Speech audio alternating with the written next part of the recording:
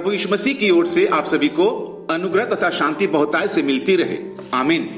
आप सभी को शैमुएल तांडी का प्रेम भरा नमस्कार। मित्रों, जैसे ही इस्राएली मिस्र की गुलामी से छूटे, परमेश्वर अति आनंदित हुआ और उनकी जिम्मेदारी अपने ऊपर ले लिया।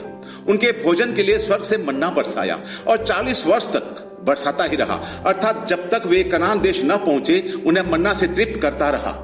इस्राएली जब तक कनान देश के सिवाने पर नहीं पहुंचे तब तक मन्ना को वे खाते रहे।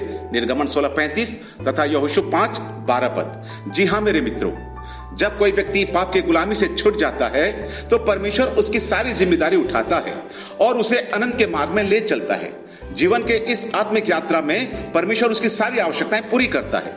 उसे स्वर्गीय आत्मिक भोजन मन्ना खिलाता है। यह मन्ना यीशु ही है जो स्वर्ग से आया ताकि मनुष्य उसमें से खाए और न मरे। यदि कोई इस भोजन में से खाए तो सर्वदा जीवित रहेगा। यूहन्ना 6:50 तथा 51 पद।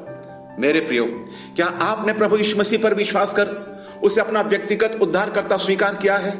यदि हां, तो आप परमेश्वर की संतान होने के अधिकार को प्राप्त कर चुके हैं।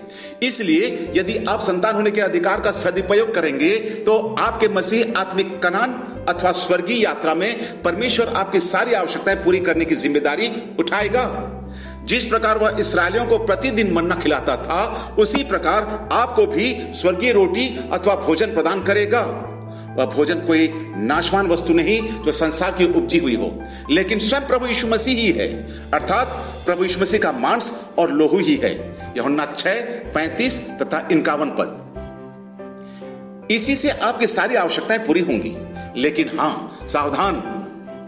1 कुरिन्थियों 11 उसके 27 पद में बाइबल में लिखा है, इसलिए जो कोई अनुचित रीति से प्रभु की रोटी खाए या उसके कटोरे में से पिए, वह प्रभु की देह और लोहू का अपराधी ठहरेगा।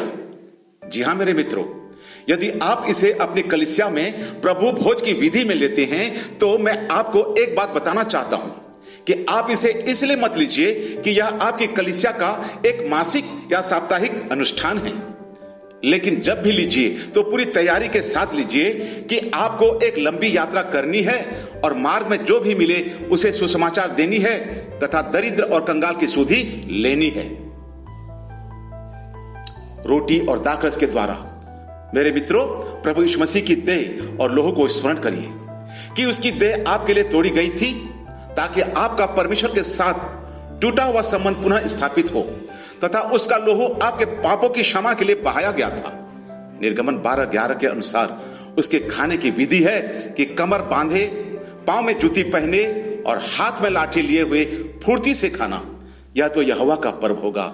अतः मेरे प्रियो, क्या आप इस स्वर्गीय पवित्र रोटी को आदर और प्रेम के साथ खाएंगे, उचित रीति से खाएंगे ताकि परमेश्वर की आशीष प्राप्त कर सकें? अतः इस बात का ध्यान रखें कि जिस प्रकार परमेश्वर ने इस्राएलियों को स्वर्गीय भोजन मन्ना से खिलाकर तृप्त किया, उसी प्रकार आज भी वह स्वर्गीय रोटी मन्ना प्रभु यीशु मसीह के रूप में आपके पास है। क्या आप इसे प्रेम, आदर और भक्ति के साथ अपने जीवन में आत्मिक आशीष पाने के लिए और स्वस्थ और भला चंगा रहने के लिए खाएंगे? परमेश्वर आपको ऐसा करने में आपकी सहायता करे। आमीन।